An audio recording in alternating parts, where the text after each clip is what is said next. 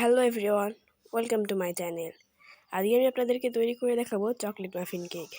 কীভাবে বাসায় বসেই চায়ের কাপে চকলেট মাফিন কেক তৈরি করতে পারবেন তাই দেখাবো আজকে আপনাদেরকে এই ভিডিওতে। তো চকলেট মাফিন কেক বানানোর জন্য আমি প্রথমেই নিয়ে নিয়েছি 2টি ডিম। এবার আমি ডিমগুলোকে কিন্তু ভেঙে নিচ্ছি।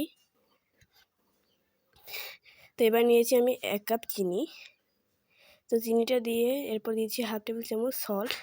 এবার আমি এটাকে ভালোভাবে মিশিয়ে নেব। এরপর দিয়ে দিয়েছি 1 কাপ অয়েল। তারপর এটাকে ভালোভাবে মিশিয়ে নেব যতক্ষণ না এটি একদম সাদা একটি মিশ্রণে চলে আসে। এটি একটু কঠিন, কিন্তু এটা পরিশ্রম করতে হবে একটু।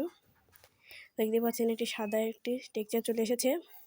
এরপর আমি একটি চালনি নিয়েছি।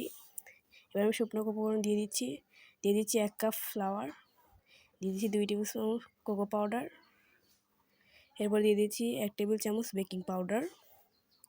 এগুলোকে ভালোভাবে দিয়ে আমি এখন চেলে নিচ্ছি।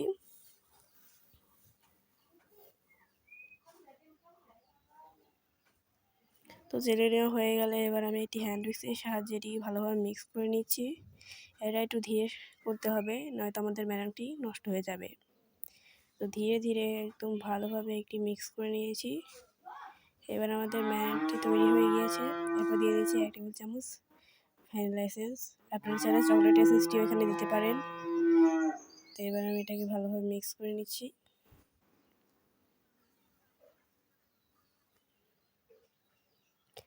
এবার আমি কেক তৈরি করার জন্য নিয়েছি 3টা কাপ, চায়ের কাপ নিয়েছি আমি। এরপর এটিতে তেল ব্রাশ করে দিচ্ছি।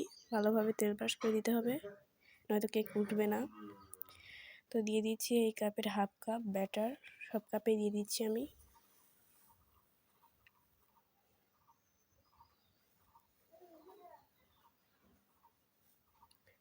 এরপর আমি নিয়েছি একটি ডেইরি মিল্ক। আমি এটার মাঝখানে ডেইরি মিল্কটি দিয়ে দেব, তাহলে টেস্টটা ভালো আসে। আপনারা চাইলে এটা দিতেও পারেন, নাও দিতে পারেন, এটা টেস্টের জন্য আর কি। তো দিয়ে দিচ্ছি মাঝখানে একটা একটা করে। এরপর আমি আবার উপর থেকে ব্যাটারটি দিয়ে দিচ্ছি একটুখানি।